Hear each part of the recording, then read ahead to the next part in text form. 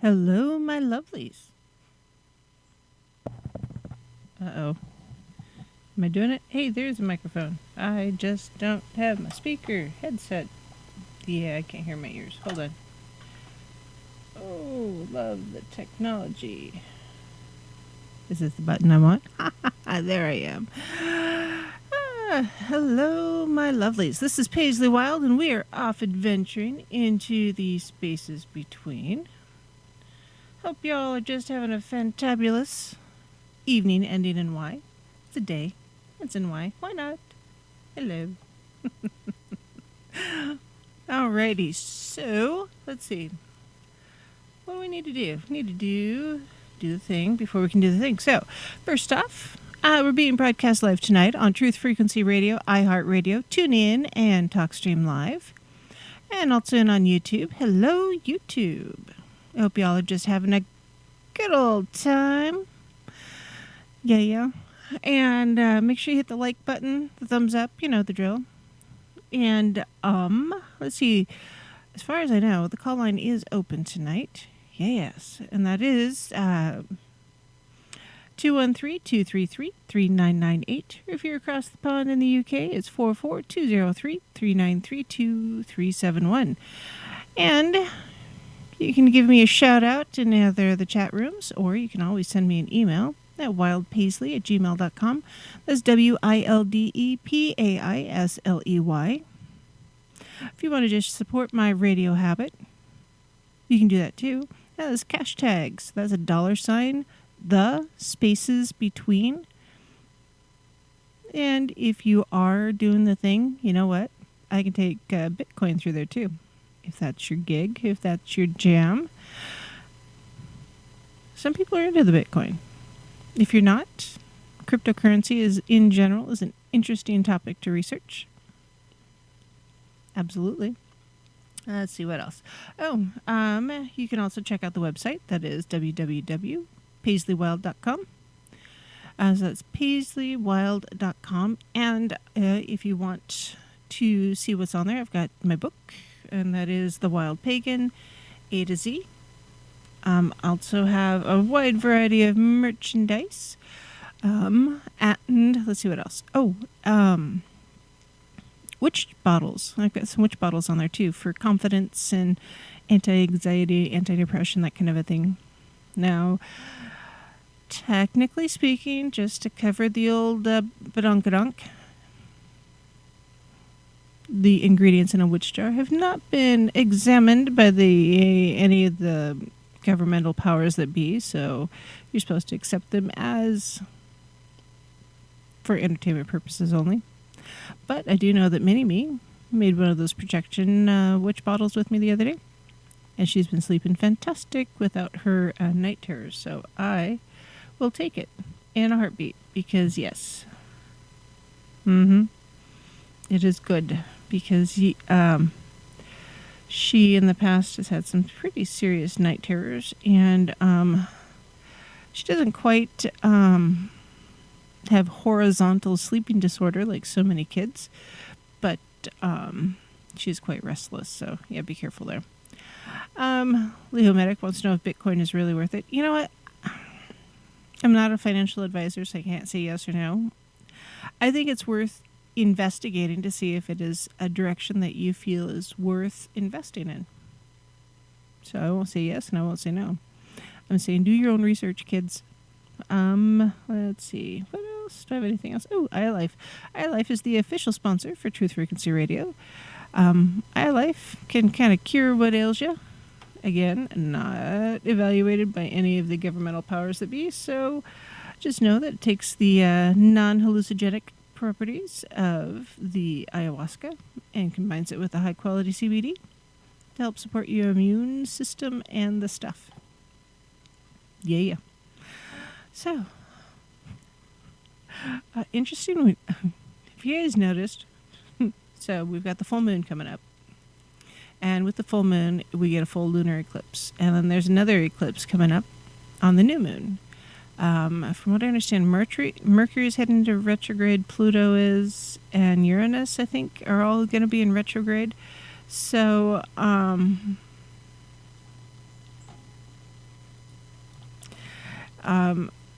basically, the general rule of thumb, according to a few friends of mine that are into peering at the night sky and trying to figure out what it all means, hold on to your butts, kids. The next 2 months could be interesting.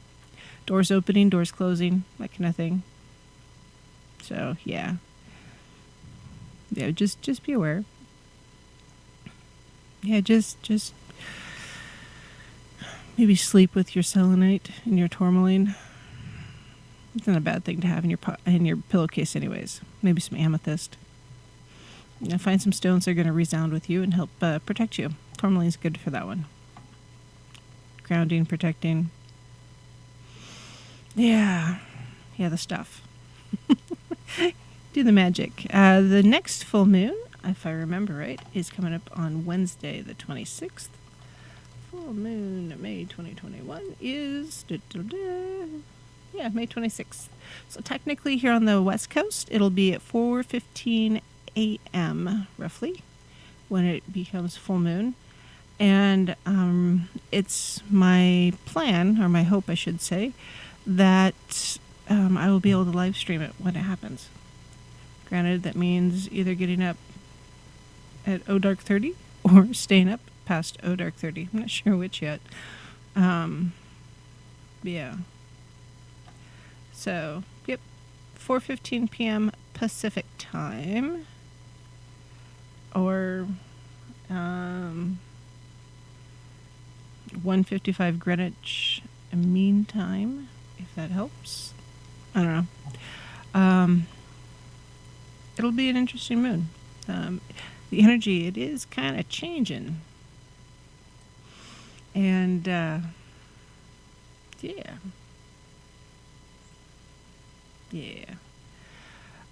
It's also a supermoon. I am not sure what JCK said, Leo. It's it'll be full blood moon, supermoon, flower moon. Yeah, there's stuff happening. Yep. If you got pictures of the last Northern Lights or Southern Lights, I would love to see them because we did have that coronal flare this last week also. Yeah. So, yeah, Leo, I don't know what she said. Let's see, what else? I think that's pretty much it right off the top. So, tonight I wanted to, the show topic is guilty or not guilty.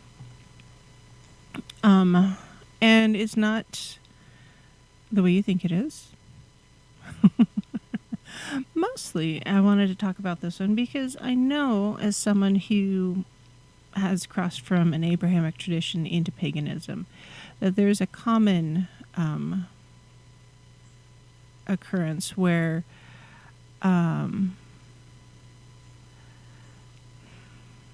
when we switch from one tradition to another, that it is hard to sometimes let go of the dogma or the foundational beliefs and structure that come with it. So, like with a lot of the Abrahamic traditions, there's a lot of guilt involved. You wake up and, you're born, wake up, Okay. Same kind of thing.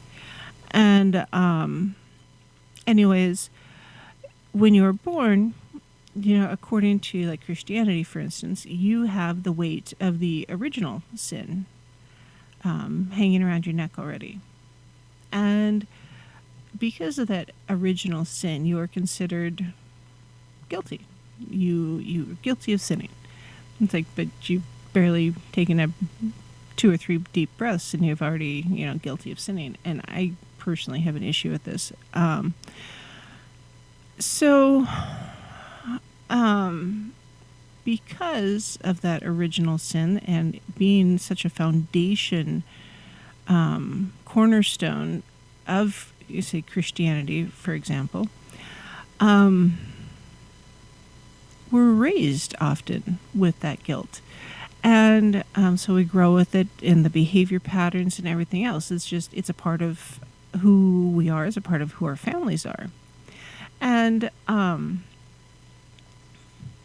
often, even if your family doesn't go to church, or if they say they don't believe, maybe they're atheist, or maybe they're more Gnostic or agnostic, or whatever. Maybe they follow a different path completely. And they can say that they believe in Yahweh and Christianity. They still often throw around the guilt card like it's, chocolate falling from the sky. And it's not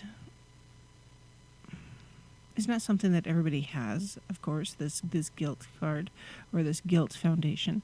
But a lot of people do, especially here in the U.S. It seems like there's guilt everywhere. We're all guilty of something. And so with that cornerstone, that foundational guilt that we are raised with, often we carry that through all aspects of our life. For an empath, for instance, you feel bad because you can't fix the problems that you can feel from others, even if you want to. Maybe in the medical world, same kind of thing. You always have to know more, learn new tricks, new tools, new skills, so you can fix the next owie or the next OMG-ness that's going to come down the pipeline. Or a virologist, and your job is to figure out how to, create the vaccine for a virus that's going around and trying to mutate and trying to stay ahead of it. And you feel guilt because you can't accomplish these things, or it takes longer than you thought it would, or anything like that. And maybe as a parent, you feel guilt for not being a better parent. I do all the time. Or a partner, not being a better partner, or spouse, same thing, or significant other, however you put it, or employee. Maybe you feel like you're not a good enough employee because you're not doing everything you possibly can, and you feel bad about it. Or a friend, hey, I wish I could hang out with you more, but I can't. I have to do these other things. I'm just overcommitted. And then you feel guilty because you're not taking care of yourself also. So, all these things, this guilt. And, after a while, we're just loaded down with all these bricks, if you will, of guilt. Some are legitimately ours because we all make mistakes. Some are assumed, meaning we assume there are our problems or our guilts, but we don't always, realize that they aren't. That wasn't our fault. That wasn't our thing. We didn't cause this to happen. We just have to deal with the consequences. Does it suck? Yeah, probably. But that doesn't mean it's your fault. It just means it sucks, guys. Or, outliving a significant other or a family member living longer. Or any one of thousands of permutations of what could cause guilt without even, realizing that the foundational bit of that guilt cornerstone comes from often religion. Because even if you grew up without religion, even now, odds are pretty good your parents grew up with religion of some sort. and then all the dogmas associated. And a lot of the religions out in our world today have a lot of guilt associated with them, because a lot of them do have a basis or foundation in Christianity. And we're often told that the only way to find enlightenment is to get forgiveness for the sins that cause the guilt feeling. And so some things you can get forgiveness for, or, forgive yourself of. Some things, because they weren't yours to begin with, still make you feel guilty, and you can't let go of that. So that causes anxiety and stress and makes it hard for you to accept other people for as they are and who they are. Say in a relationship, it's like, oh, I really, really like this person, and we really, really connect, and it's great. But this other person just doesn't seem to open up to me like I want to open up to them, and I don't know why, and I'm wondering if it's just not going to work out. And you start having that anxiety or that thought process, because that's the way it's been in every other relationship. So obviously it has to be the same problem in this relationship. But honestly, as just your interpretation, the best way to find the answers on that one is to actually talk to your partner. Seriously. That's why communication is big. Communication clears that guilty feeling. That's part of the reason why in Catholicism, or actually any of the Christian religions, to absolve yourself of sin and to let go of that guilt, you talk to a pastor or a priest, and it's like, hey, I got this thing, I did this thing, and I felt bad. Maybe I lusted after someone I shouldn't have lusted after, or I ate too much, or whatever. There's all the 7 deadly sins. I coveted my neighbor's wife. Maybe she's hot, I don't know, but maybe she's a good cook. That could happen too. But anyways, that guilt, then, sure, that may be a thing because you are breaking the 7 deadly sins, but is that really a guilt? Or is that really, really a crime? Well, if you're Christian, yes. Yes, it is. And so you have to figure out how to let go of that guilt, or that assumption of guilt, when you start walking away from the Abrahamic traditions and looking into and discovering more about a lot of the pagan traditions, or even the atheist traditions. Because if you think the atheists don't have traditions, you haven't been paying attention, because they do. They're almost more religious in their unbelief, as so many other people are in their belief systems. It's crazy. So, talking about, that guilt thing, what happens with that guilt sensation when we walk away from Christianity, for instance?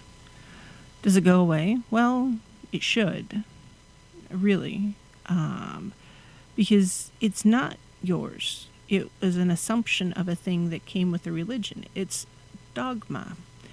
And so as we start exploring the pagan path, we start learning more about paganism and how that assumption of guilt isn't there right at the outset. And so you start thinking, it's like, well, I feel better about myself. Oh, but I shouldn't, because I can't. And it's that guilt is trying to hang on to you and keep you from changing your beliefs and your spiritual path, which is why I feel that paganism is a spiritual journey. Now, it may lead you back to Christianity if that's what you're walking away from, because that may be your right path. But also, honestly, you may not. You may realize or discover that, no, paganism is better for you, and that it feels like coming home, if you will. And that's a big deal, honestly, because where do you feel safest? Well, most of us feel safest at home. And so, yes, that's why paganism is coming home. This is why your change in spirituality is coming home.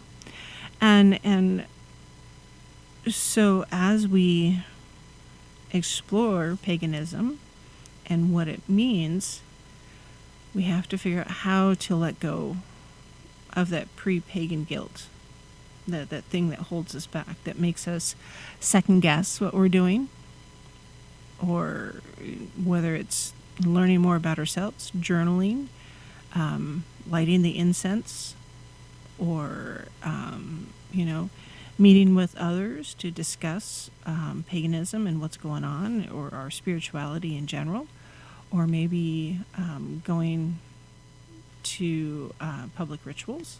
Those do happen still. Or perhaps it's having some sort of emblem upon yourself, whether it's a tattoo, jewelry, something that is kind of an emblem of your new beliefs or your new spirituality, and you feel almost guilty about it because what if someone sees that and they ask me questions? Then what do I do? Panic. Well, one, don't tattoo yourself with pagan iconography or wear a symbol of your spirituality if you don't want people to notice it and perhaps ask a question. If you have a triskelion tattooed on your forehead, people are going to ask you. Or the triple moon, or Thor's hammer, maybe your Yggdrasil, that which you display about yourself is going to cause you to, people might comment. Case in point, I remember one time I was at a store, and the person next to me in line was standing there, and he was wearing a tank top or a t-shirt, and he had tattoos all over his arms. They were Elder Futhark tattoos and runes. And it's like, all right, well, that's cool. I said, hey, I like your tattoos. He goes, oh, thank you. And I go, where'd you get them done at? And he mentioned some place that I've never heard of. And so it didn't... okay, sure, great, yay. And it's like, oh, very cool. I said, do they have any meaning to you? Here I am wearing multiple rings. I got the funky hair. I think I was wearing crescent moon earrings. I've got my raven. I think I had a tree on my necklace, the multiple bracelets. And I think I was wearing a t-shirt that said Brew Crew. And he got embarrassed. I mean, here's someone who probably is not Christian and probably isn't judging you based upon your tattoos. I just want to know if your tattoos had any meaning to you. His response was, no, I just thought they were cool. It's like, oh dear. Oh dear. Oh my stars. So it's frustrating as a pagan. It's like, if you're going to get the tattoo, you should probably know what they mean. That's why so many people ended up with tattoos of barcodes. Or the barcode was for like a condom or, diapers or something random. I mean, people, I swear.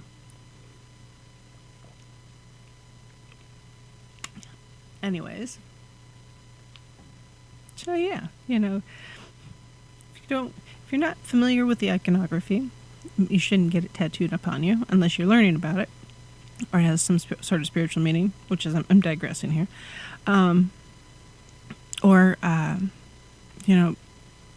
Accept that people might ask you questions about the tattoos that you have.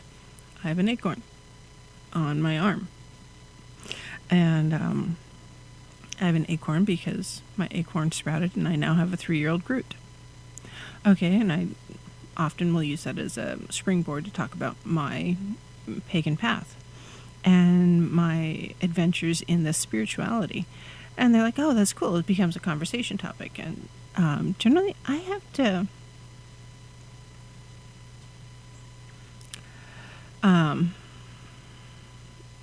judge people based on their tattoos. I don't, or what they're wearing, or what they're not wearing, or the questions that they ask. And so if someone asks me about my tattoos, hey, I'll tell you. And we'll see where it goes from there. We'll see. But, that flip side of guilt, is judging. So if you are someone who is judging others based upon their spirituality, Is that what you're supposed to be doing?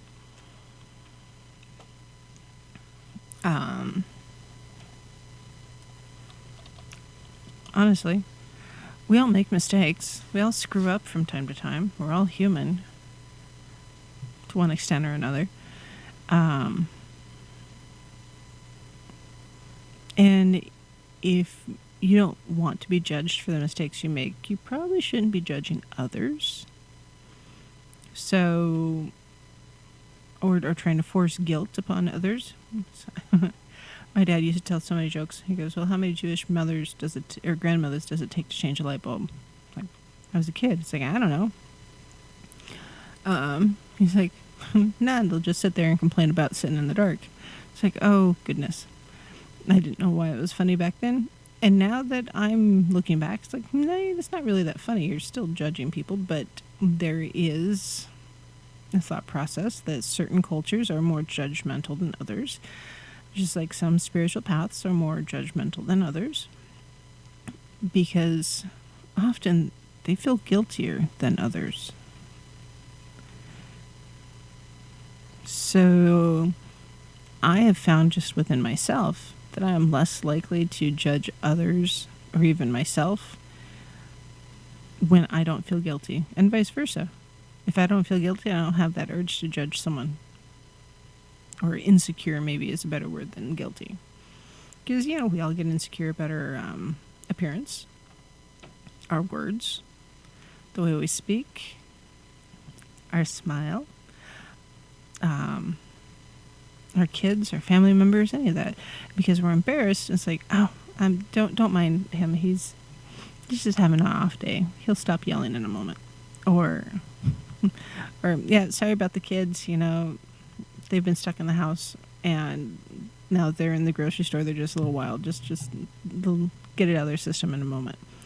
So that assumption that the kiddos are going to always, of course, be mellow and such is not true. It's not accurate. Often they're not, and it's no reason to judge them. Kids are going to be kids. If they're not out there learning about things and being active, they're missing out. The mini-me went and played in the mud the other day. Was I excited about it? No. Not at all. I was very not excited about all the mud, because it was mud. It was muddy, muddy, muddy, muddy. She and the dog both got muddy, muddy, muddy, muddy. And they had to get showered. I had hosed them off outside and then put them in the tub, both of them. But, she needed to have that experience. There's nothing wrong with kids playing in the mud. I'm not going to judge her for it. She's learning things. She's learning about mud and how hard it is to get out of her clothes and hair and shoes now. So, But she has to learn that. And I don't. So I've had to change some of my thought behaviors to make sure that I'm not pushing some of my dogma onto my daughter. It's been an interesting struggle. So, on that note, we're going to stop, take a time out. Technically, it's break on TFR, so we'll see how it goes. And if nothing else, I guess you guys will hear my bumper music. And we'll be right back.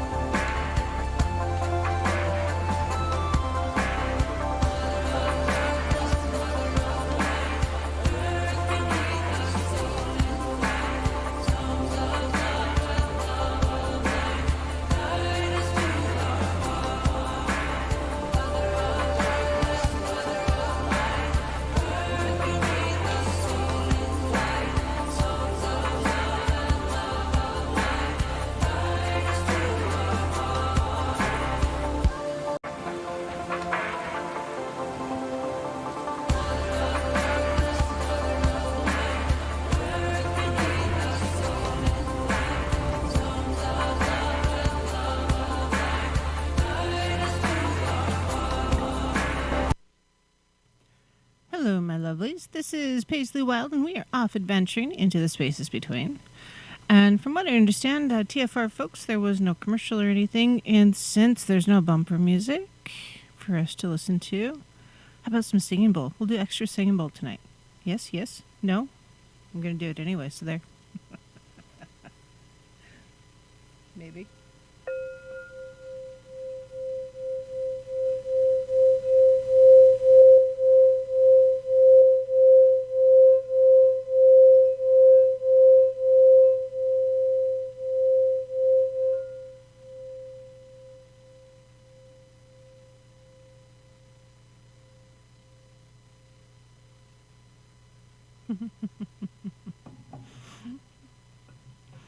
Yep, I like it. It is good. Oh, goodness. All right, so we're talking about guilt. Now, when I started, walking away from Christianity and walking towards paganism and acknowledging Hecate as being there all this time and looking out for me, and same with Kuninos, because, yeah, if they weren't around, there would have been a lot more mess. And, yeah, it wouldn't have been good. So one of the things that I've had to work through, I did a little bit of therapy, yes, but also I've done some shadow work here, is working through some of those demons that I had, or some of that baggage, if you will, that I've carried that had to do with the guilt that I learned growing up.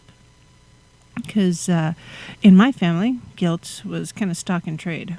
Yeah, everything was talking about the guilt. I feel you're going to make me feel bad about this, or hey, I guess I'm just going to sacrifice myself for that. Martyrdom, self-sacrifice, however you want to look at it. And guilt, a big deal within my family, unfortunately. And it's looking back, it's like, wow, that was not my baggage to carry. That was not my thing. And as a result of, learning more about, some of my childhood experiences and, the fallout and the emotions associated with them as an adult now, I'm like, oh, so that's why I feel this way. Or, wow, psychology is helping me understand why that person responded that way.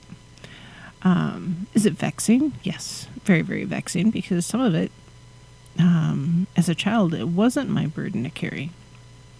Like, my parents divorced when I was, I'm trying to think, 6?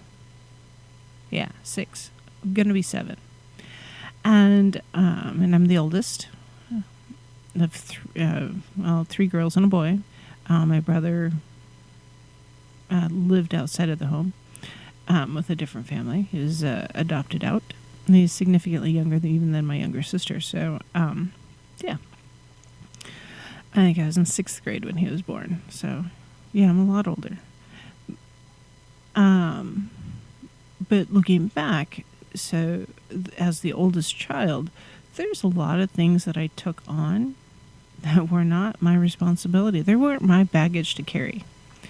In the early 80s in North Idaho, a very conservative state, my father ended up with custody. 3 girls. Poor guy. He grew up really conservative.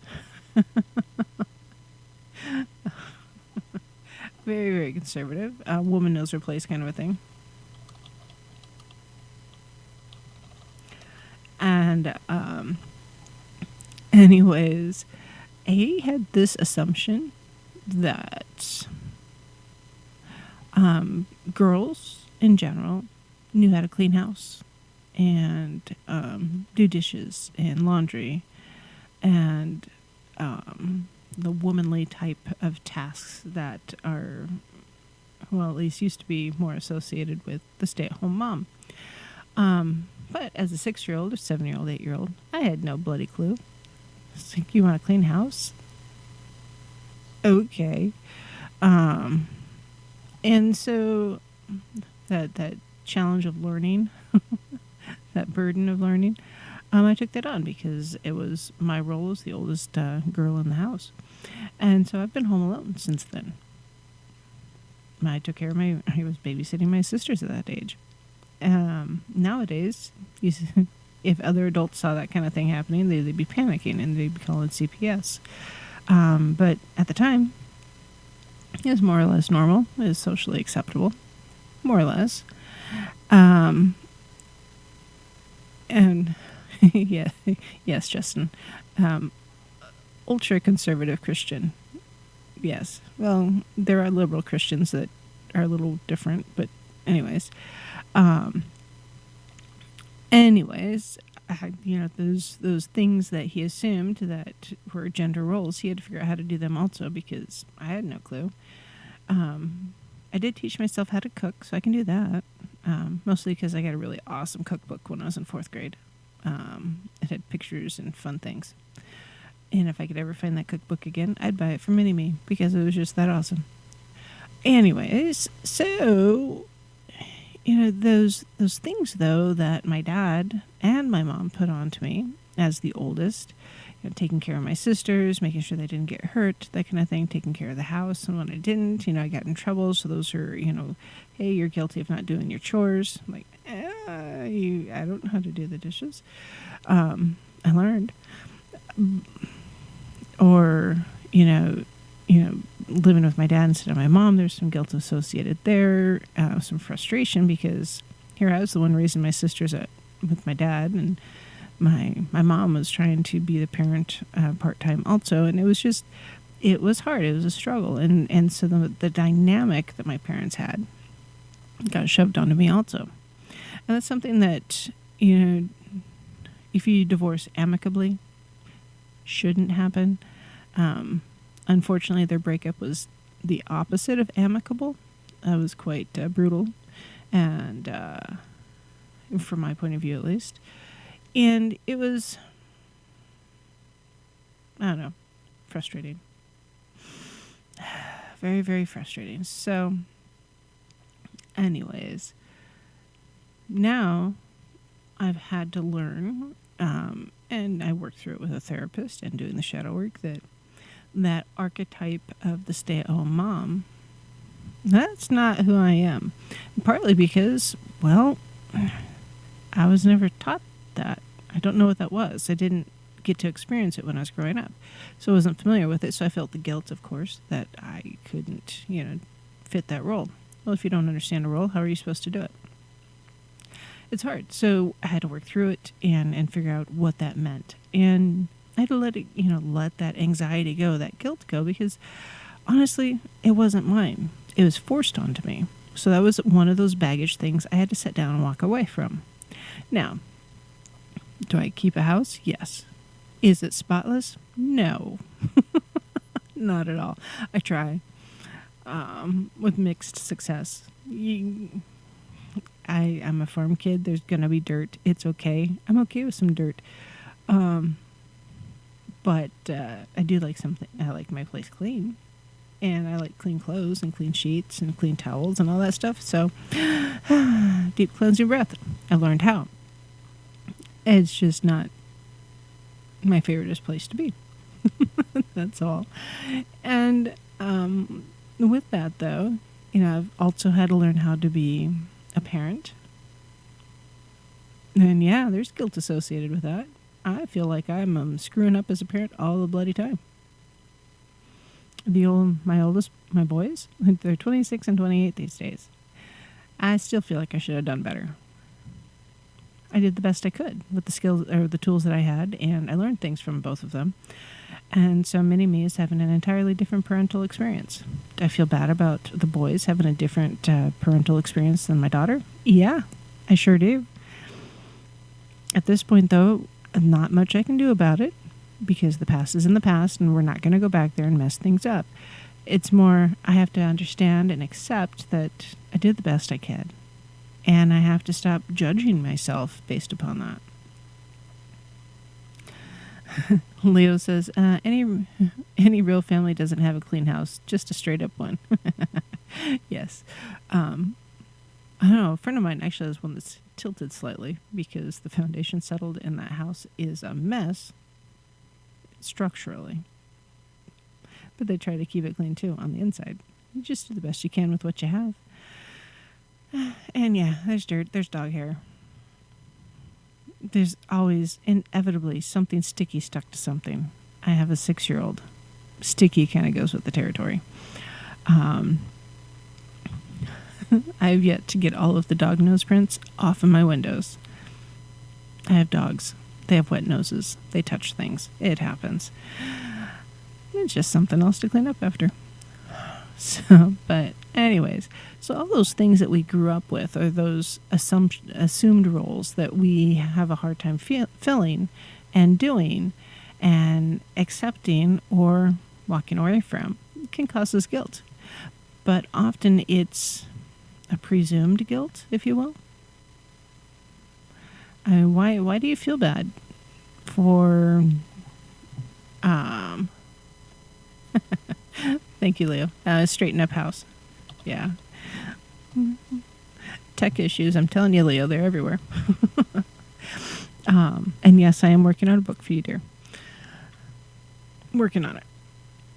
We'll see what happens and when it happens. And yeah, but I promise I am working on it. So, that judging of self, because we didn't have the skills to do the things that we thought we were going to do or needed to do. It just means we have to try and we have to learn. Sometimes it means we take parenting classes to become better parents. Or if we're not very good at taking care of our own,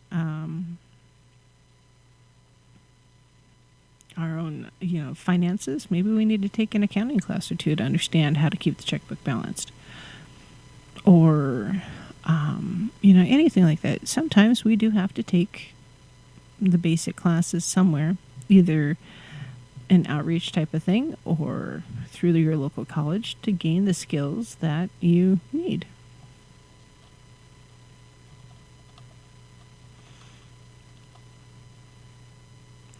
And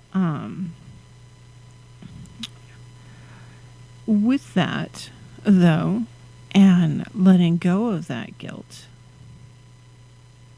we start realizing that with every single bag that we set down, we are lighter. The darkness has less control over us. There's more lightness within us. It is often easier to do our meditation. Our journals are less filled with angst and woe.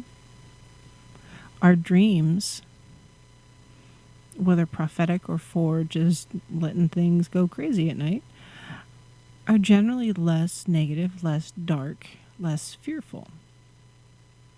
Your relationships tend to be more stable when you let go of that guilt. Seriously. It's like, I know quite a few people who stress about their friends because some of their friends seem excessively needy. And they're like, you didn't call me today. Are you mad at me? Or is everything okay? I'm just wondering, can you send me a text? Let me know if you're okay and don't need anything. And it's just like, back up. Time out. It's like, I'm one of those friends. We'll pick up where we left off. It's all good. I know you got a life. You get to do your own stuff. That's awesome. Just hit me up when you got a minute. Or, yes, I sent you a text 3 days ago. I just want to know how you were doing. You didn't respond till now. That's fine, because that's when it fit into your life. Perfect. Low maintenance. Trust me. It's easier. It's less stressful. And you know what? I appreciate my friends that reciprocate that back to me, because it's less stressful and I don't feel bad because I didn't respond right away. Because, I have a life where I do other things. I have a daughter. I have boys. I have sons. I have grandkids. I have significant others. I have other friends. I have chores because I'm a grown-up. I have responsibilities. So, being first out the door to message my friends to say, hey, how's it going? That's probably not going to be me. I generally schedule that kind of a thing. Honestly, I do. Especially for my family, because I'm really not good at that. But that's just something I know, and I refuse to feel guilty for that kind of a thing, because it's just, I had to learn about me. So is that a true thing to be guilty about? No, it's just who I am. If I'm going to accept who I am, I'm not going to feel bad for the things I do, or the behaviors that I have, or the thought processes I have. I don't want somebody else to judge me. So I need to remember to stop judging myself, because a lot of the things that we judge ourselves for aren't worth it. How many of us look in the mirror? It's like, oh, that part of me is not good enough. I need to fix it. Is that really true? Well, I don't know. Generally, I just like people as they are. You don't have to get all fancy and stuff. You're fluffy. Great. You're skinny. Great. You're taller than I am. Okay, cool. Can you reach that off the shelf? You're shorter than I am. I'm going to tease you a little bit, but I mean it in all good and fun. And, are you round? Okay, cool. Are you skinny? Are you eating well? Do you have tattoos? Piercings? Whatever it is. Just be yourself. It's easier. And don't feel bad about it. Don't feel bad for just being yourself. When we are moving down our spiritual path and we are embracing our pagan selves, well, you're going to look back and you're doing the shadow work and be like, wow, I really screwed up with this person. I really wish that I could do things differently, go back and apologize or what have you. And maybe you can't because you don't know where they are anymore. It happened when you were a kid. Or maybe they died. Maybe they moved away. Maybe it was a relationship that went bad and they want nothing to do with you. Any of those things. You can feel bad for not being able to get that closure. But that's all it is. It's just closure. It's a psychological need rather than a true emotional need. Unless you're in a 12-step program, then you got to follow your steps. But to truly let go of that guilt, you don't have to wallow in it. And often you can put it out there. It's like, I am sorry for screwing that up. I made the mistakes, and if I had made other decisions, it wouldn't have been so bad. And, I did the best I could with the tools I had at the time. Looking back, I'm in a better place now, and I know more. If you could say that to the person face to face, that'd be great. But if you can't, we write out that intention on a piece of paper, do a little solo ceremony where you're trying to, let that baggage free, set it down, burn the piece of paper with what you're asking for, addressed to the person that you're trying to ask it of, and you let it burn and let that smoke go into the world and that message be conveyed to the person who needs to receive it. Real basic, small little ritual. And because it's such a little thing, we often forget. It's like, why did it take me so long to remember how to do that? Oh, for crying out loud. Well, it's because it's a little thing, and we often think to get rid of the guilt, we got to do the big thing, the big grand gesture. I mean, how many commercials talk about, show her that you love her by the big diamond ring. The big gesture. Or, hey, you're proud of your kid for graduating from high school. I'm going to buy you a new car. You know what? That big gesture, yeah, it's big and flashy and showy, but often it doesn't have as much meaning as the little things. So that little ceremony where you're just releasing that energy out into the world, to send healing energy to the person you feel you wronged, that's a big deal. There's a lot of weight to that. But it also isn't big and flashy. Leo has tattoos and wants more. And if you have to judge him for the tattoos, then do it. But nothing wrong with tattoos, guys and gals. Tattoos are fabulous. I personally love tattoos. I want more. So, yeah. Nothing wrong with them. People who don't have them and are judging you for it are just jealous. That's my personal interpretation. So there. Another way to walk away the judgment from your past, you can really do a cord cutting ceremony. And this one, simple, but also difficult. Does the past have a specific color associated with it? Probably black or white. So if you wanted to really do a new beginnings or new growth type of ritual, or you're cutting your ties from the past you, the one that created all the baggage and developed all the things, and you're trying to let go of it so you can move forward. Well, black and white often represents the past, because no matter what happens, you're looking at the past. You can't change it. It's not, there's no shades of gray or anything. It's all in black and white, right? So get a black and white candle. Now, I personally like to use birthday candles because they're little and I have ADD. And so I need the smaller thing because I have zero patience. That's an adaptation I've had to make for myself. And that's okay. I'm okay with it. If you can't find a black and white birthday candle, that's fine. Just get a black and white candle. They're out there. If you have to make one, you can make one. It's okay. So you get your black and white candle. And then green is generally pretty symbolic of new beginnings and growth. So you've got your black and white candle and you've got your green candle. You put them in candle holders so they stand up straight. And you think about what you're trying to do. You set your intention as you're focusing on what you're trying to accomplish. You're letting go of the past. You're moving forward. So what does that mean? Well, it means you're moving forward, for crying out loud, and you gotta let the past go.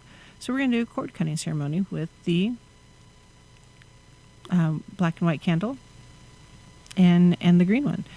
And you take a cotton cord. Cotton. You can use candle wick if that's what you have, but cotton, like a binding thread for roasts, if you guys have that kind of a thing. Just cotton cord.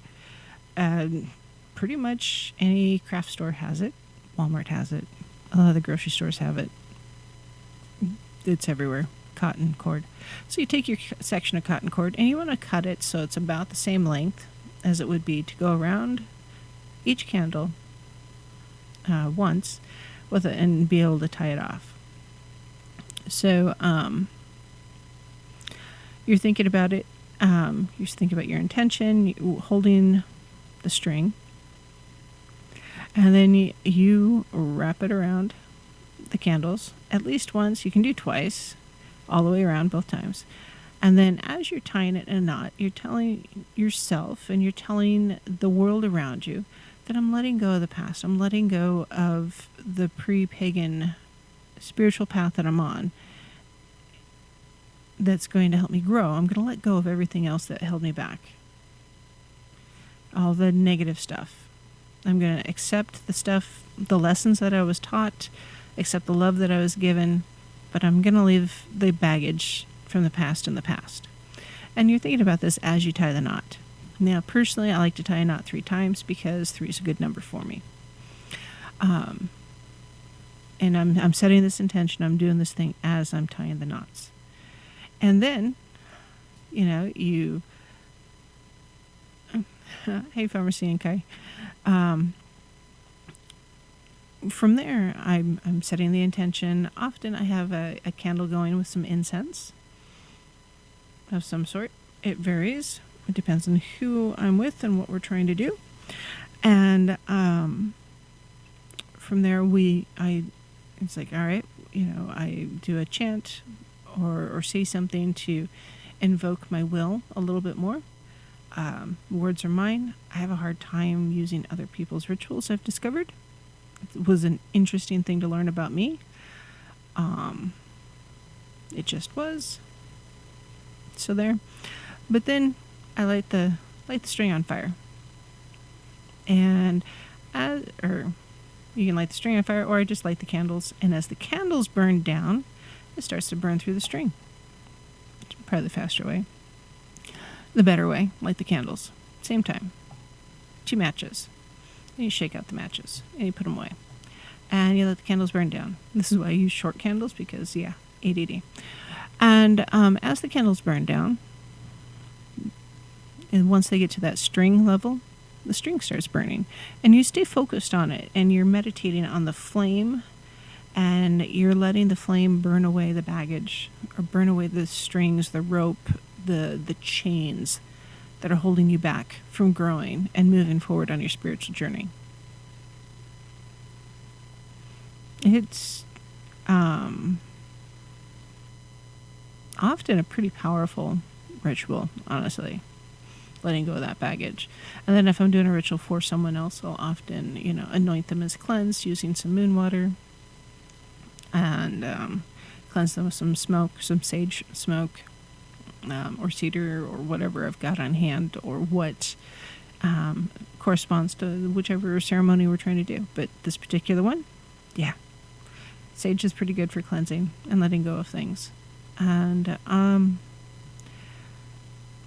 it's a little bit more ritualistic, I suppose, but at the same time, sometimes we do need those rituals to help us be grounded, to do the thing, to let go of the stuff that's holding us back.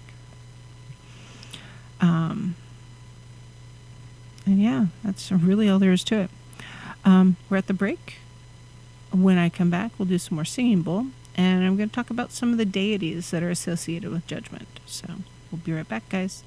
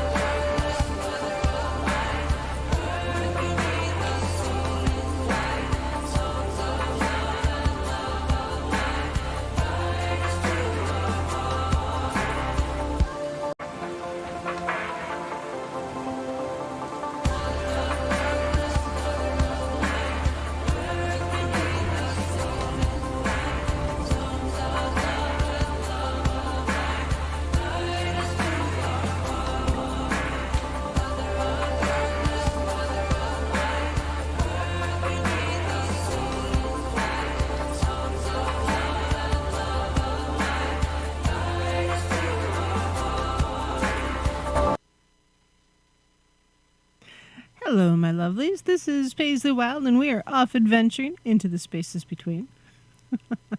Lucky just sends me a message. Can we do the singing bowl now? Yes, the answer is always yes.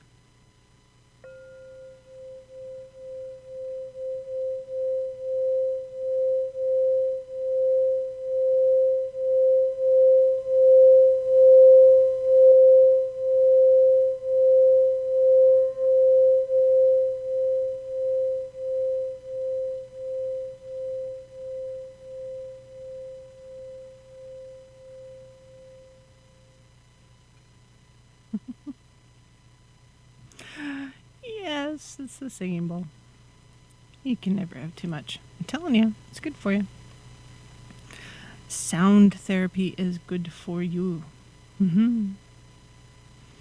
Let's see. All right, so moving on. We've been talking about guilt. Guilty or not guilty. Honestly, y'all are not guilty. Just said it. But sometimes the guilt happens, I guess. Sins of the Father. You all have heard that one. Do I believe in sins of the Father? Honestly, no. I do not feel that you are guilty of anything that your parents have done.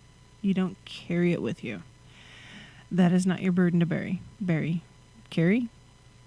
Either works. If you do any research online on karma, for instance, some people will talk about how there's a karmic debt associated with your lineage. You know what?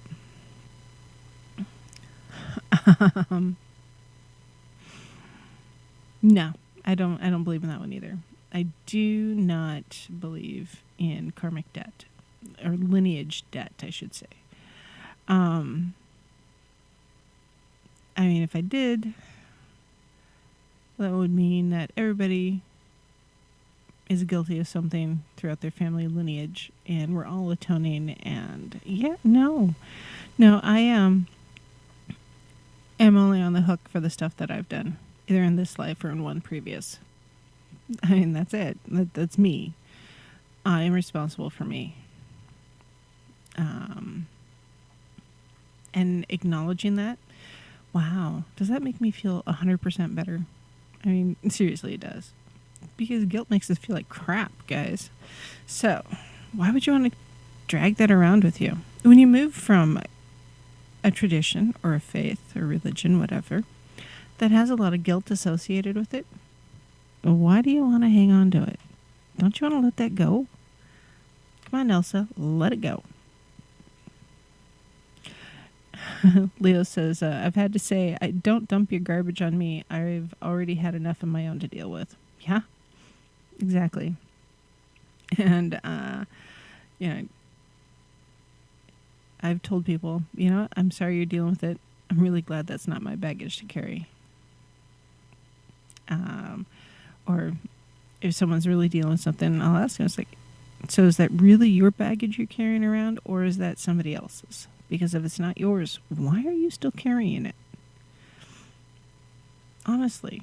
Because if you're just carrying it because you've always carried it, set it down, walk away. You don't need it. Seriously. So, guilty. Yeah. Nope. You're only on the hook for what you are responsible for, not somebody else. Yes, exactly, Leo. Like being a Mormon. So, different deities associated with the different traditions do have, different responsibilities. Can't spell to save my life. Judgment. There we go. I love it when something autofills. Okay, so let's see, the Greek pantheon, for instance, Minos, Radamanthus,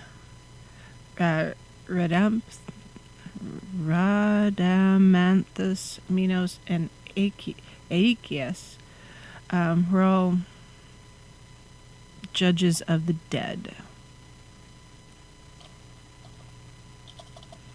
And generally, the reason why the dead needed to be judged is which life or afterlife were they going to move on to?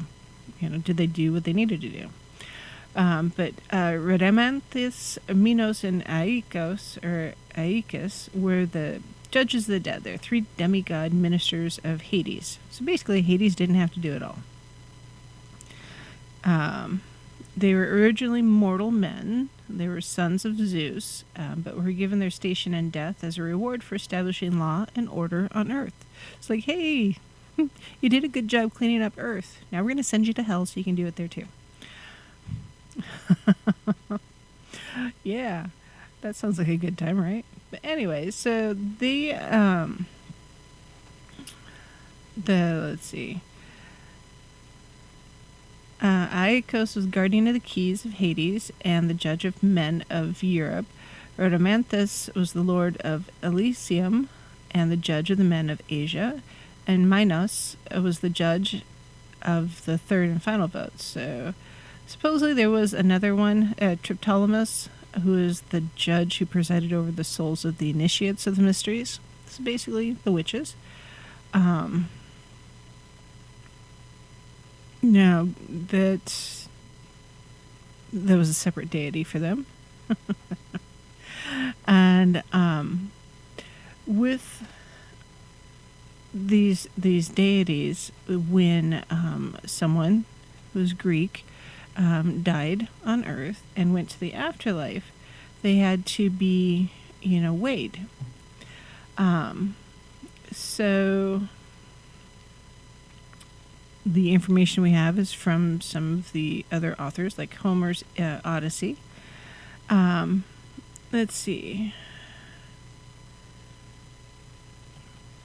There was Minos, the son of Zeus, holding a golden scepter and delivering judgments among the dead. There he sat, and around him others sat or stood in the ample gated house of Hades, seeking from this master of justice the firm sentences of the law. And the Olympian Ode to the Pindar. When men die, hearts that were void of mercy paid the due penalty, and of this world's sins, a judge below the earth holds trial, and of dread necessity declares the word of doom. But the good, through the nights alike, and through the days unending beneath the sun's bright ray, tax no the soil. So basically, those who did what they needed to do, and had mercy within their hearts, were allowed to live in the light or move on to a light place. They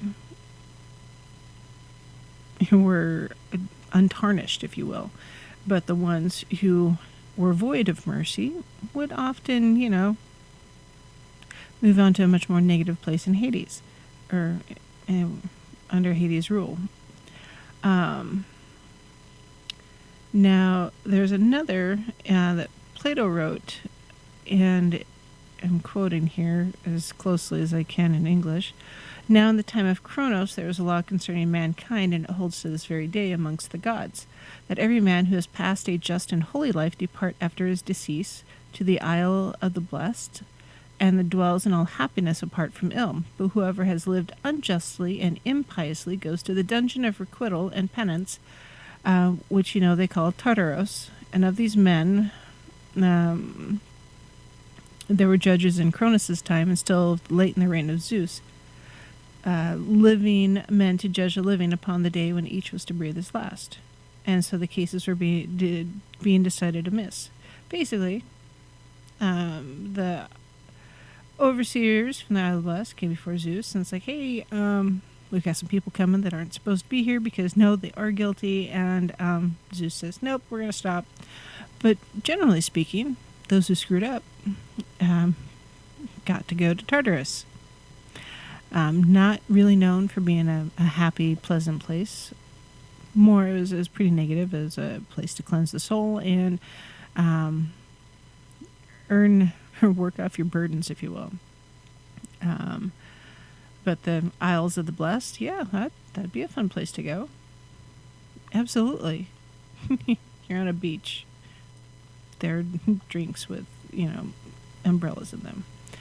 It's, when we stop and think about it, it's like, hey, what's going on, or how that doesn't make sense? Well, it made sense then. It made sense to the Greeks, and later the Romans. It's just not what we know today. It's not what we understand today. But let's see. Yeah, the deceased souls have to cross, the Acheron, and would have to deal with the underworld and find out what it was they were going to do, whether go to Elysium or the Asphodel Meadows, which is kind of a monotonous place, and then some went to Tartarus.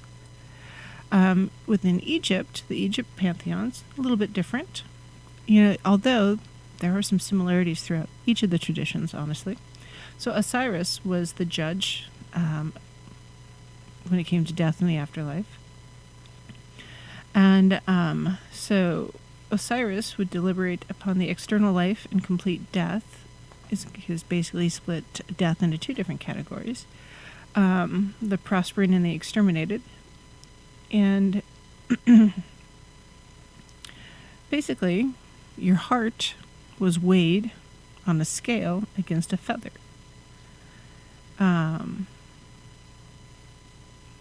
Let's see. Hold on. So it's the feather of Maat is placed on one side of the scale, and the heart on the other side.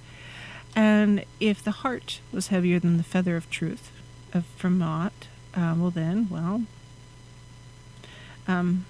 Ammonite would devour the heart, and the deceased would then suffer the final death and not be reborn. That was kind of a big deal because the Egyptians at the time felt that you're really here for this life, and you take what you have here into your next life. And so if you found needing or wanting on the scale against Maat's feather, suddenly your afterlife is not there. And so they were driven by fear a little bit and guilt, if you will, to live a good life for the most part, generally. Now, in the Book of the Dead, there was a spell where the dead could plead with their own heart to not oppose them in the realm of the dead. And so you could potentially offer up something to your own heart to help not die the final death. Now, if you were found able, or your heart was lighter than the feather, then you were able to move on to your next life and enjoy your afterlife. And talk about some interesting mythology. The Egyptians had some interesting things that they were. I don't know, they were just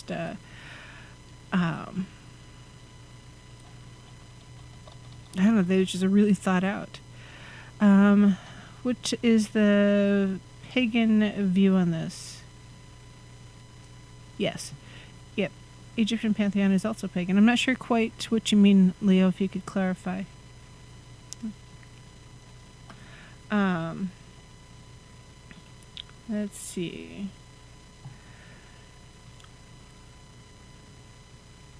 Yeah, that'll help me. You ever read something and you're like, what on earth? And this article title is Samhain is not a god. No, it's not a god. Thank you very much. Deep cleansing breath. So, in the Nordic traditions, they did have a god of justice as well.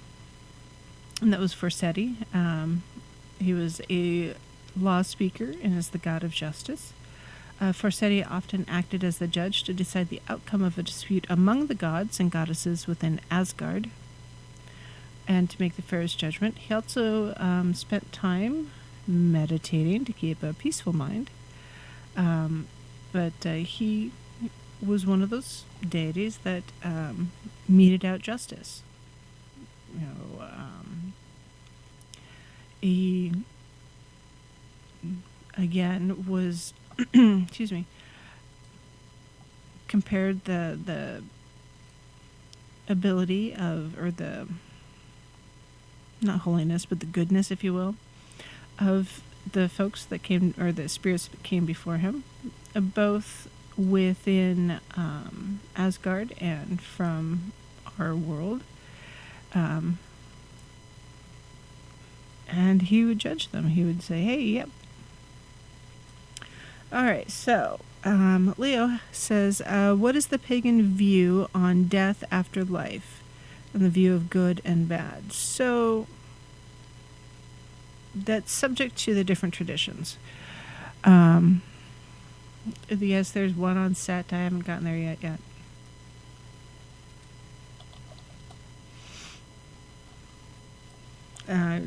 Lucky. I can't spell. There we go. So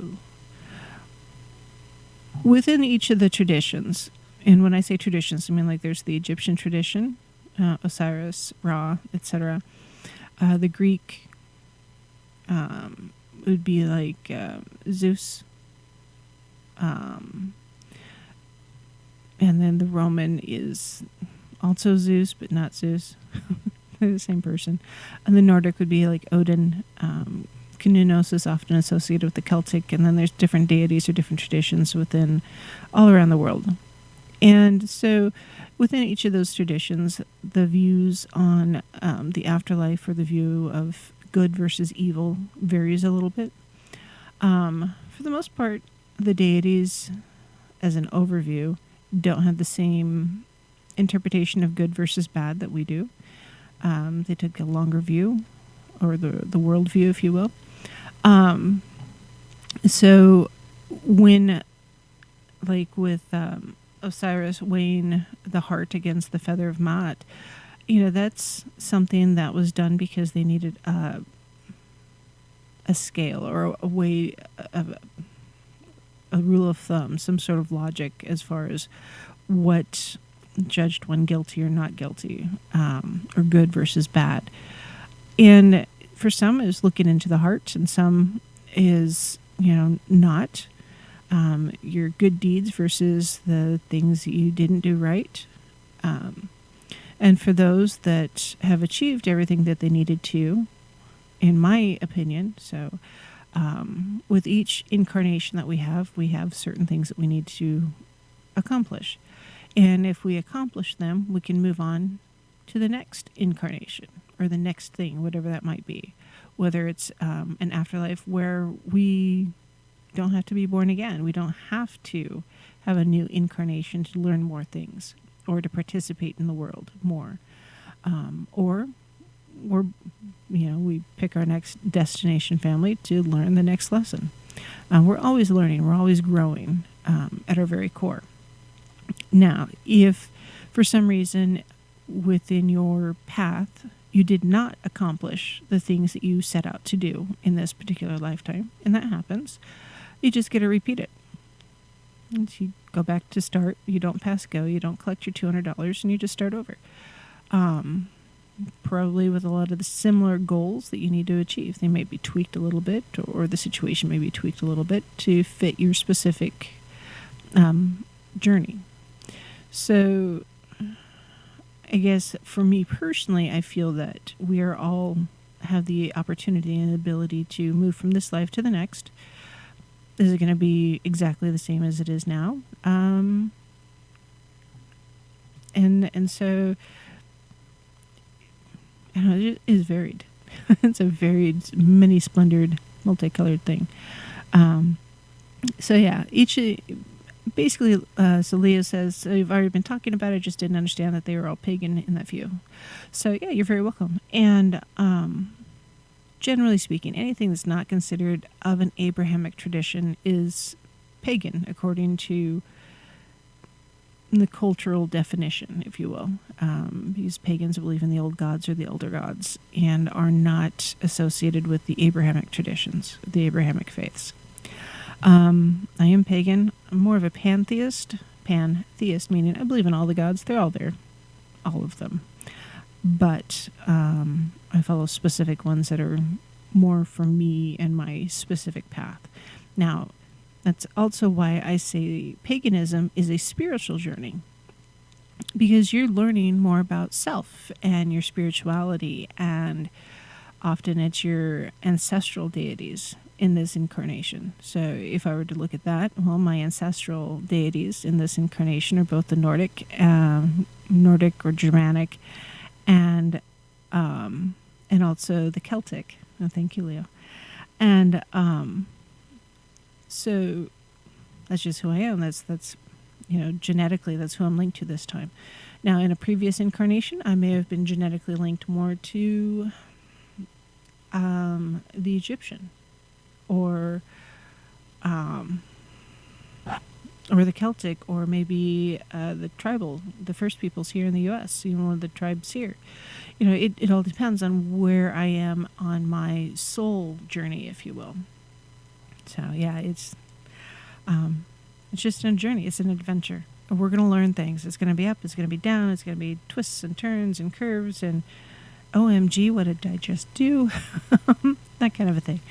And it's a process. And so if someone asks me, why are you choosing to be pagan at this time? It's like, you know what? I am choosing to be pagan right now because I am on a spiritual journey. And this journey that I'm on, I'm learning a lot. And it's very magical, yes. And often more tangible. So growing up as a Christian, Yahweh, not tangible. Very, very abstract. But in working with Kanunos and Hagate, are you kidding me? Talk about tangible. Yeah. I get it. 100%. Yes. They're real. They're in my life. And it's fantastic. I love it. Just like some people believe in ghosts, some people don't. The ghosts don't care. They're still there. So, yeah. Or, like Brent Thomas and Don Longbeard talk about Bigfoot. That's because Bigfoot's real, guys. Bigfoot doesn't get what we're doing, and we don't get what Bigfoot's doing, but that's just because we don't speak the same language, I think. Very different life paths. So, in numerology, your life path number, that's a very big deal. So if you have a chance to get your charts read, you should, because you'll understand so much more about yourself. Or your birth chart, wow, that's another eye-opener there. Oh boy. Yes, it is. So when it comes to the deities, or it comes to, judgment of yourself, there's a fair number of them. Lucky asked me about Set. So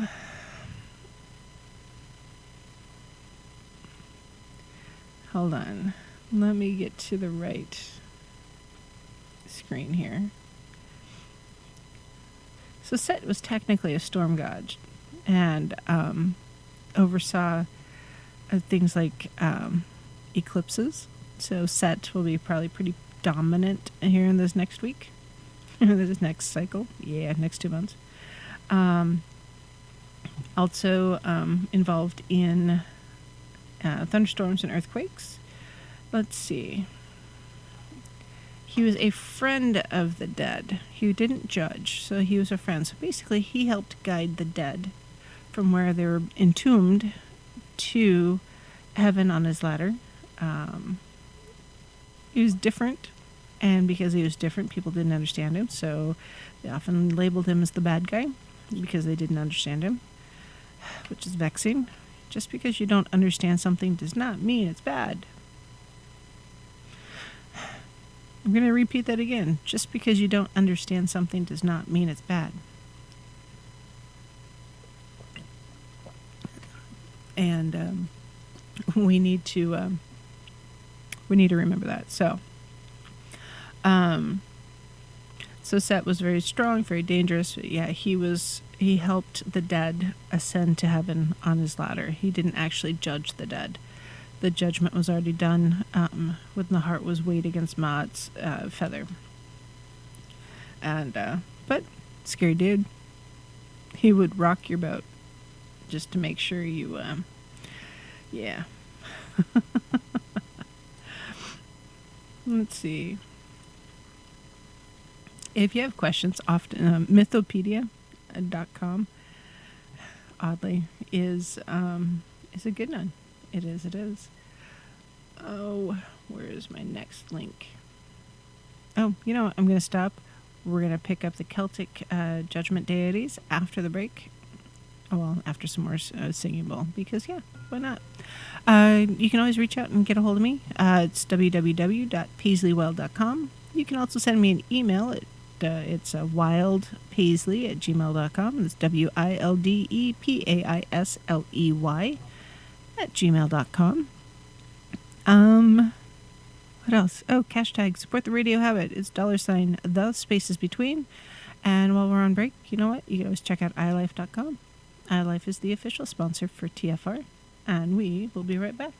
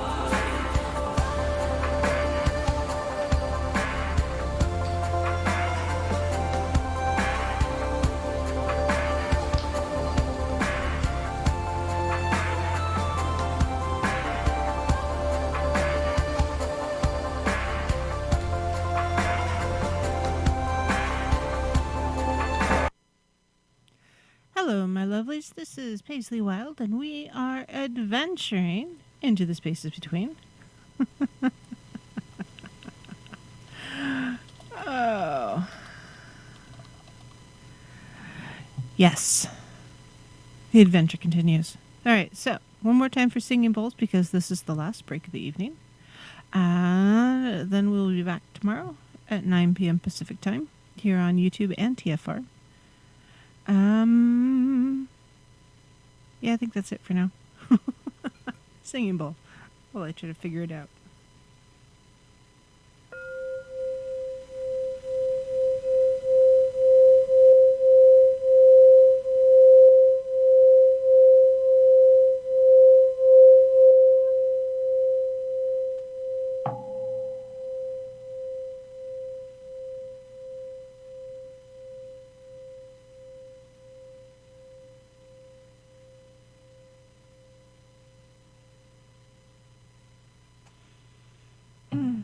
Yep, love my bowl.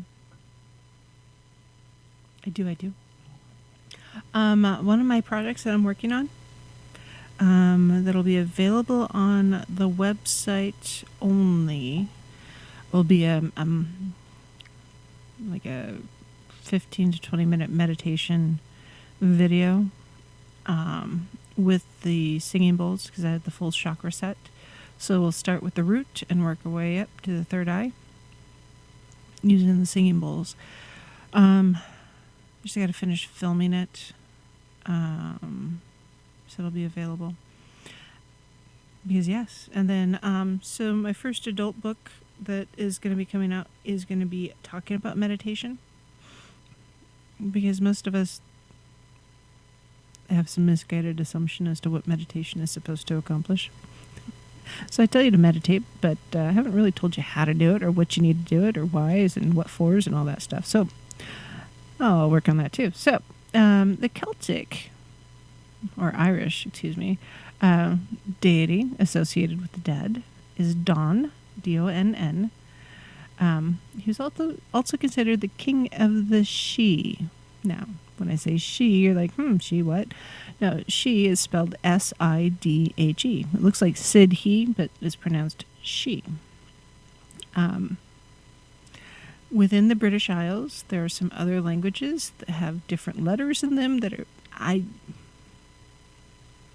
don't know what the sounds are supposed to be, but yeah, they don't make any sense to me. Anyways, so during Samhain, which is when the veil is thin, and it's October 31st here in the Northern Hemisphere. And then for a lot of folks, November 1st is All Saints' Day, and then All Souls' Day is November 2nd. That also corresponds with Day of the Dead, for both the children and the adults. So you have a lot of different death things or thinning of the veil things happen around that time. So,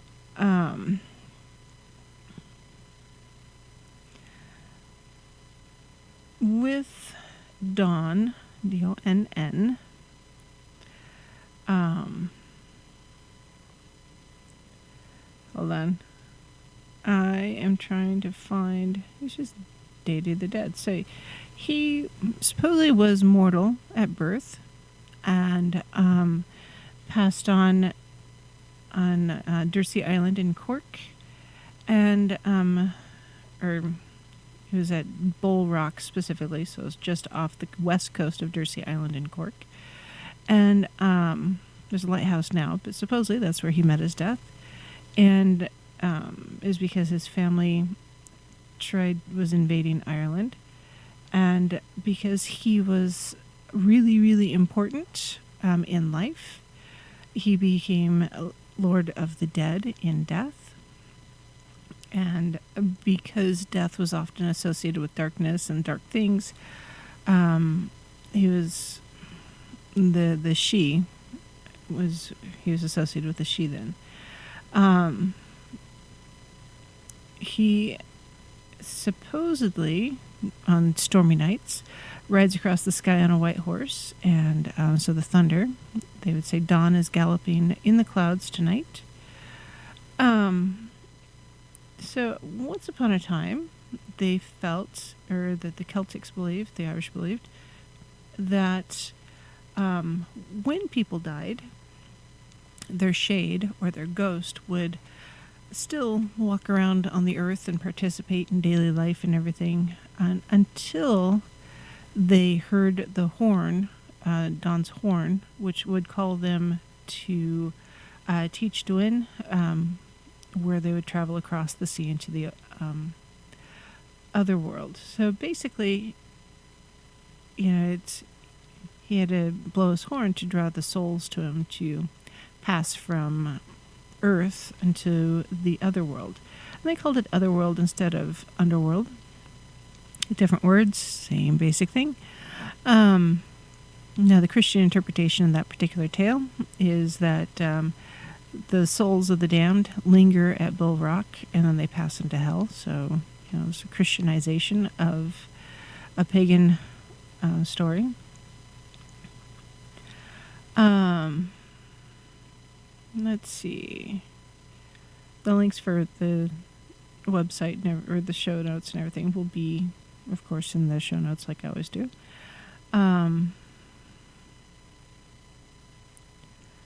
Let's see. So Don had other names. Don Doomhawk, Duak, Doomchi. I can't pronounce that one at all. Anyways, he was also considered or associated with Lord of the Harvest. And it may have been the Sons of Dawn, the horde that ride the horses of Dawn. They were just another way to draw the dead to him. They would go riding about and gather up people. Supposedly, he would gather them for games that the Sidhe played in the other world, supposedly. But it was just another myth surrounding death and the afterlife.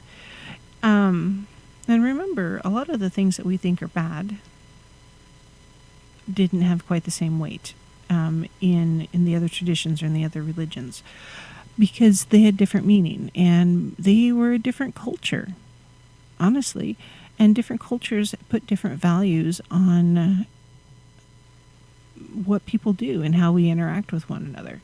So the banshee might come and foretell, the death of someone.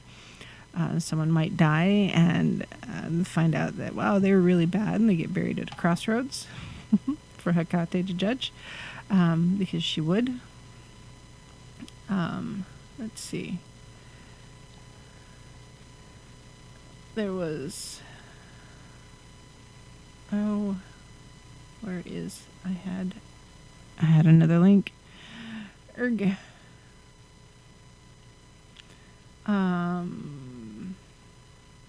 Let's see.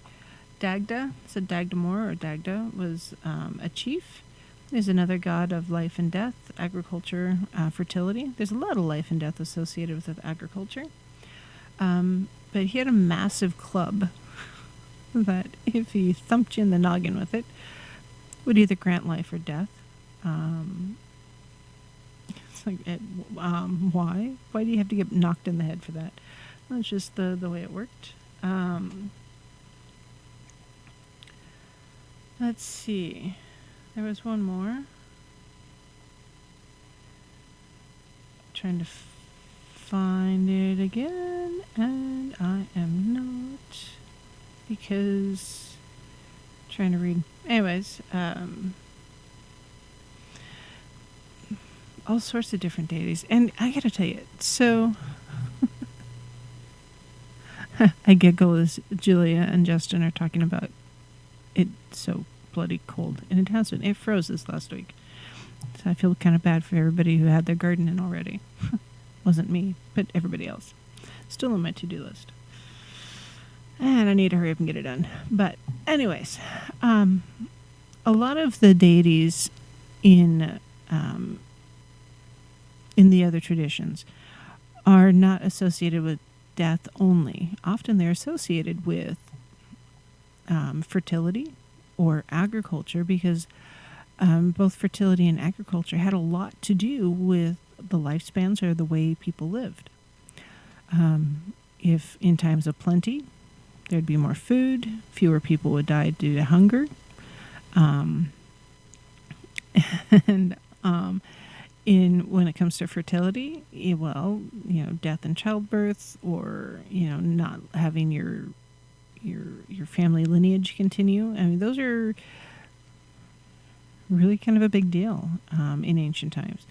We don't have quite the same weight here and in contemporary and 2021 for a lot of those same type of things. Worried about, hey, is my lineage going to continue? I'm the last of my line, that kind of thing. My younger boy, and actually both my boys, my older boy is my stepson, my younger boy is my birth son. They are considered the last of their line because they're the last ones with their last name with this particular family branch, or branch on our family tree. And as a result, according to some things, like I don't think they can get drafted unless that's changed. Lucky would know. Lucky knows more about the military than I do. But some of that stuff still has some value in our world today, but not like it did 100 years ago or 150 years ago, 1,000 years ago. Then, fertility and the ability to have children was really, really important because, if you had more kids, you had someone to pass what you had on to. And if you had more kids, you had more people to work your property, work your farm, that kind of a thing. So, often in paganism, the dead are just the dead. And, like I said, the good get to move on to the next life. The bad, well, they either have to go do some sort of punishment or they get to repeat this life. With the Christian or Christianity brush painting everything, or the Abrahamic brush painting everything, well, pretty much all of the interpretations were changed to, well, you're all going to hell because you believed in paganism. And that was just the translation or the interpretation that the Catholic Church was using to help convert people. And they talked about going to hell a lot because hell is a place of damnation and pain and suffering. And by golly, who wants that? And if you believe in the old gods, well, you're going to hell where it's going to be painful and miserable and stuff. Thanks, guys.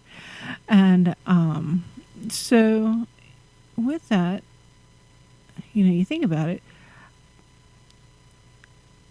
that was really great marketing. The Catholic Church really, really did a fantastic job marketing Christianity there. They adopted holidays and changed them and provided all sorts of reasons for people to try to convert to Christianity, or to try to get people to convert to Christianity. Some did, some didn't. Some did because of the literal knife at their throats, and others refused and died because of it. And they're true martyrs for their beliefs. And others changed religions on the surface, but continued being, pagan on the end, or on the inside.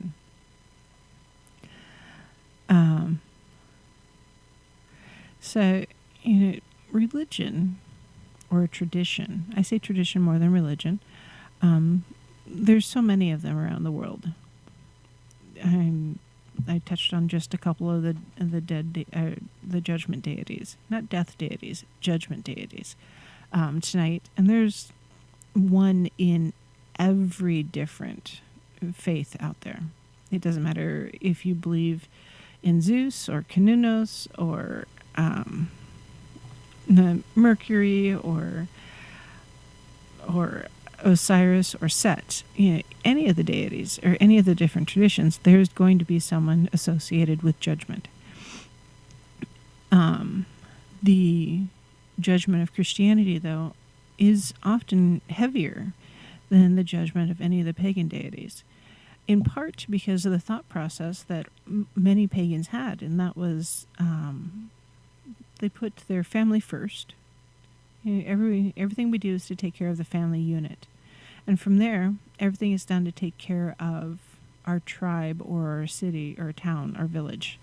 And from there, it's to the next level, town or village. They didn't have a lot of their country, their nationality, that kind of thing. And then to their ancestors, and then to the deities around them. And because of the different levels in that, often the judgment came from a lot closer in. It's like your parents getting mad at you and putting you in the corner for mouthing off. A different penalty than with Christianity often was a lot more corporal, at least interpreted by Catholicism. And so, because of that, the way that they were structured and putting family first and then up to the deities, they didn't have quite the same impact or worry about guilt. So in a way, I think pagans have historically been a lot happier, honestly. They weren't worried about the afterlife so much. They're worried about what's happening now. They're more in the moment than what happens in death. With the exception of the Egyptians, they were pretty fascinated by death. Very, very fascinated by death. And when we look or we do research into the other pantheons and the different traditions and such, we need to remember to not judge them based upon our worldview of today. So a lot of the things that were normal 1,000 years ago are abnormal and weird and strange today, and vice versa. I mean, can you imagine Osiris with a cell phone? It would have been a different world. So, you know, that thought process or that flow of information is different. And so when we are thinking about judgment and guilt as we apply it today, it's a lot to carry around. And a lot of it is imposed. It's not really who we are. It's not really what we are. It's not only what we could be. So as you start exploring your pagan path, this is part of the reason why I tell you to journal things. Write down what bothers you. What is some of that baggage that you're carrying around that you might be able to set down? Is it guilt for, being disrespectful to your parents? Well, the Bible says, honor thy father and thy mother. Okay, well, what if you didn't? Does that mean you're guilty? Well, according to the Bible. According to paganism, not so much. Disrespectful, but that's something else entirely. Different issue, different strategy for getting past it and fixing the problem, if you will. So it's frustrating for me when I see people who feel like they're being constantly judged by the people around them, and for their beliefs, for their behaviors, for their sexuality, their the things they want to achieve, the job choices and everything. And just like, for crying out loud, y'all, just let people be.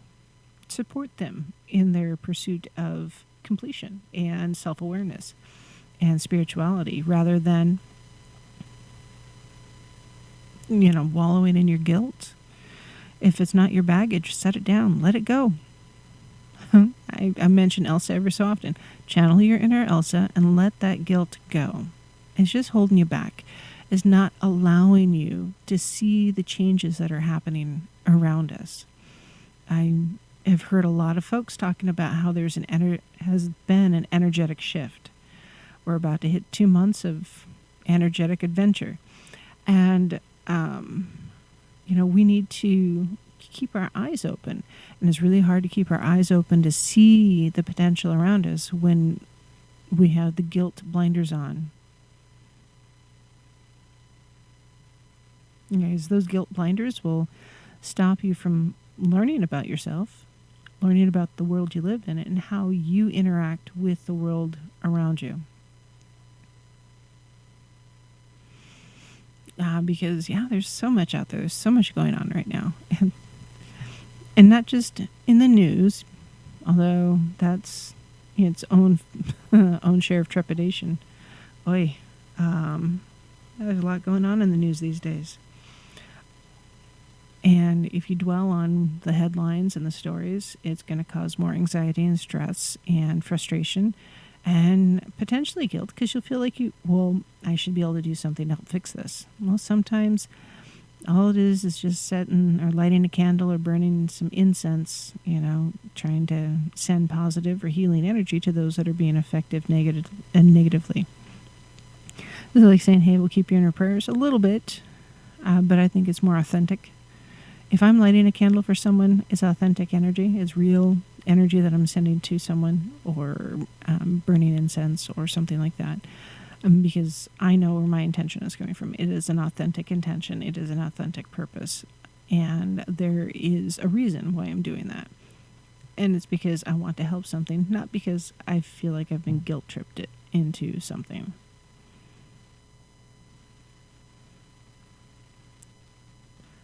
Yeah. Lucky says, learn to get rid of the guilt. If you owe someone, settle it. Then drop the matter and forgive yourself and never pick up someone else's guilt. Leo says, it's hard to watch sometimes. Yeah, it is. You see, those people that date someone and they break up, and they date someone and they break up, and they date someone and they break up.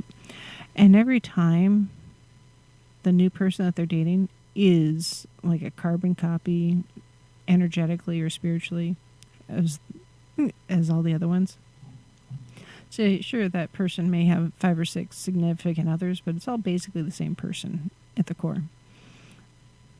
What's happening is that person has some guilt or some baggage that they've been hanging on to that they need to set down and walk away from, so they can start dating someone who's truly someone they should date, rather than a rinse and repeat mess of someone that they should walk away from. It's hard. And, guilt is every bit as heavy as any of the baggage that we might carry, if not heavier. It makes everything heavier. It makes everything harder. It's harder to be resilient if you're feeling guilty about something. And it's harder to be happy if you're feeling guilty all the time. It's harder to find love if you're feeling guilty.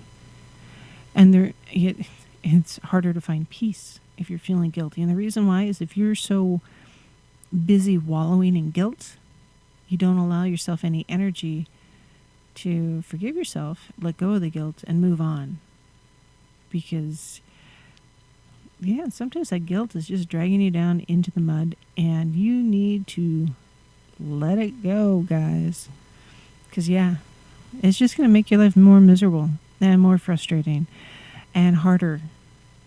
And if you don't want a harder life, you need to learn how to set down the guilt, take that deep cleansing breath, and walk away. Seriously. I get it, it's hard. But you know what? It's also very, very doable. That's, again, why we journal, and also why we do some shadow work, because we need to let go of those demons too. That's not who we really are. That's not truly representative of self. But sometimes we've not acknowledged that part of self for so long that it's crippling us in other ways. And it keeps us from doing what we need to do, or having the energy to accomplish the things we need to accomplish. So, journal it, write it down, do your shadow work. And if you need help, don't be afraid to talk to a therapist or a counselor, because sometimes we get so overwhelmed with the baggage that's dragging us down that you need to talk it out with someone and figure out why you insist on carrying it around, and learn how to let that blasted stuff go. Because, it's just holding you back. And now, I'm not saying no guilt is a good thing. I'm sure you have a significant other that wants you to feel guilty once in a while. Rawr. Good night, Julia. Talk to me tomorrow. I'll help you figure it out. And yes, the margin problems are serious, and they're stupid, and they're vexing. I get it. Yes. So, anyways, deep cleansing breath, everybody. In through the nose, out through the mouth. Rinse and repeat. Oh, yes. No, don't be... It's not... Your parents came that way. You did nothing to them. You didn't create them. The sins of the father truly lay upon the father. Sins of the mother lay upon the mother. Not the kids. So there. I said so. Anyways, that's it for tonight. Tomorrow night's a new adventure. And I don't know what we're talking about yet. I had a thought. I didn't write it down. And it's floating around in the ether somewhere. I'll have to go find it. Remember, write things down if you don't want to forget them. Or you want to let go of them correctly. Yes, because I only have so much brain space. True statement. So, send me an email if you have a question. That's wildpaisley@gmail.com. Check out the website, www.paisleywild.com. And I will see you tomorrow night, my friends and family. I hope you have a good night. So merry meet and merry part and merry meet again. And I hope you guys have a fantastic evening or morning, depending on where you're at. Have a good one all.